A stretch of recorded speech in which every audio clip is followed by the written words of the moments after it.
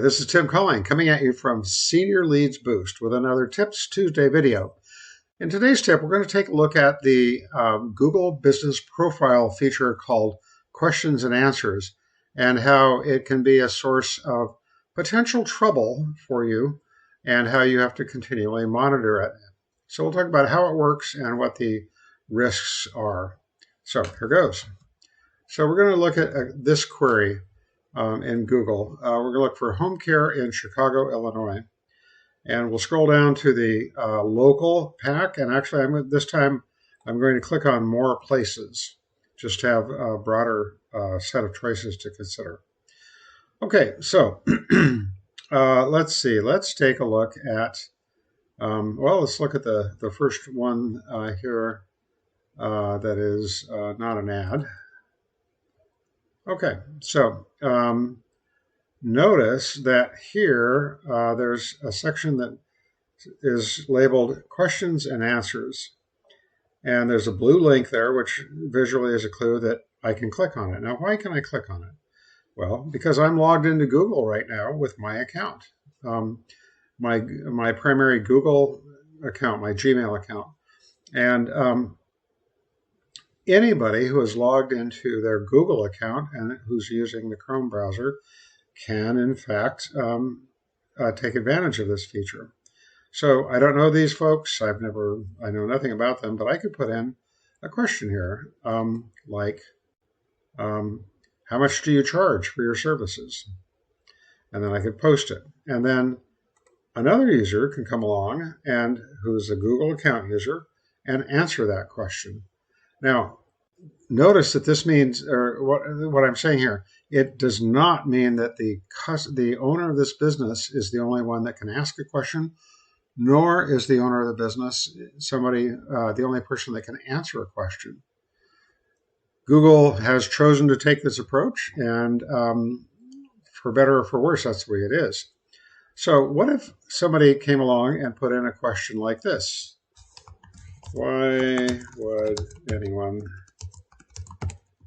let this company take care of their loved one? They killed my grandmother. Okay, so I'm not going to post that, obviously, but the point is that that is a way to really damage this company's reputation. If you think about it, there's also similar sort of opportunity to damage the company by answering a question once one has been asked. So this is really, really important for you as a business owner to check and make sure that you are aware whenever there's a new question or a new answer. Now, supposedly, Google will contact anybody who is an owner-level user of this Google Business Profile. What that means is that if you are listed as one of the owners for this profile, they supposedly will send you an email notifying you to the email address that is used for registering you as a user. A couple of things to know about this. Number one, if you have created this Google profile with an email that is not the normal one that you check every day, you may not ever find out that something bad has been posted.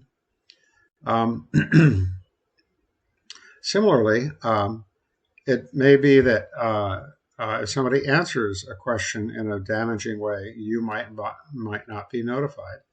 So it's really important when you create a Google Business Profile that the address that you use for at least one of the users that has owner-level access is one that you will either check regularly or that you are confident will be forwarded to you on a reliable basis to whatever email you do check regularly. Okay, now, that's really the main point of today's tip, is that you need to be aware that this risk exists. I'm going to try to pick one or two of these just to see if there are any interesting questions or answers to see. Okay, this company, the Synergy location, has a question. Oh, how interesting. This one's in Spanish. notice that it has automatically been translated by Google for me. Google thinks that English is my primary language, which is true. However, I know enough Spanish to also know that, in fact, this is also an accurate translation. So, interestingly, the company posted this answer too. It kind of looks like maybe they posted their own question and then answered it. And that's perfectly legit, by the way.